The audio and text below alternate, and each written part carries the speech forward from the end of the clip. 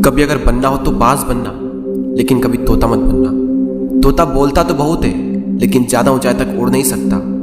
बाज बोलता बहुत कम है, लेकिन सबसे ऊंचाई पर उड़ता है और बाकी पंछियों का राजा होता है एक बाज। आज मैं आपको 5 ऐसे पॉइंट्स बताऊंगा जो कि हर इंसान को बाज से सीखना चाहिए और लाइफ की बहुत बड़ी लर्निंग है इन 5 पॉइंट्स में।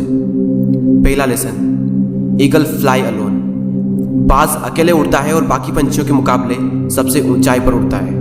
बाज अकेले उड़ेगा, लेकिन कभी भी चिड़िया और छोटे पंछियों के साथ नहीं उड़ेगा।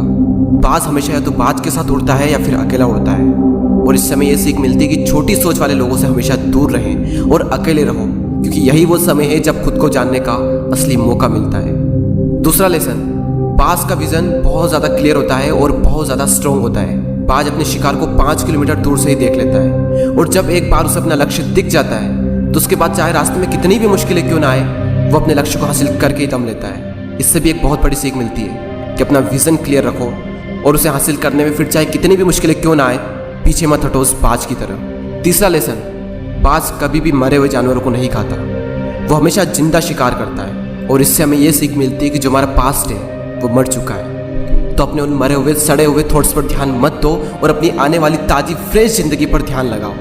अपने पास्ट की पुरानी यादें जो तुम्हें तंग करती है उन्हें वहीं रहने दो जहाँ पर उसकी जगह है, और तुम्हारे पास्ट की जगह है तुम्हारे पास्ट में, उसे वर्तमान में जगह मत दो।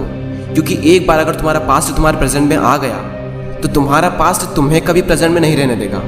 पास्ट में तुम्हारे साथ कितना भी बुरा क्यों ना हुआ हो, वो सब यादें, वो सब थॉट्स मर चुके हैं, और उस बाज की तरह बनो जो कभी भी मरी हुई चीज़ों को नहीं खाता।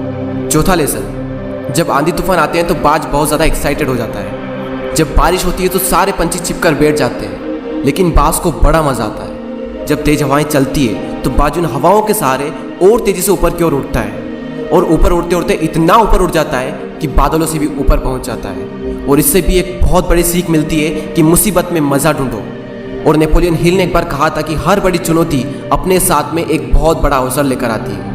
तो उस बाज की तरह तुम भी अपने अवसर को पहचानो, और जिस दिन तुमने अवसरों को पहचान लिया तो सारी मुश्किलें तुम्हारे नीचे होगी और तुम उन मुश्किलों के ऊपर होगे।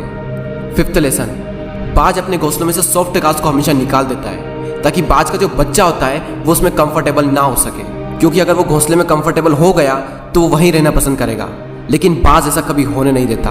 बाज एक पंछी है और उसे भी ये बात पता है कि there is no growth in comfort zone.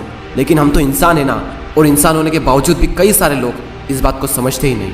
आप जितना ज़्यादा कंफर्ट जोन में रहोगे, आपकी लाइफ आने वाले टाइम में उतनी ही ज़्यादा अनकंफर्टेबल हो जाएगी।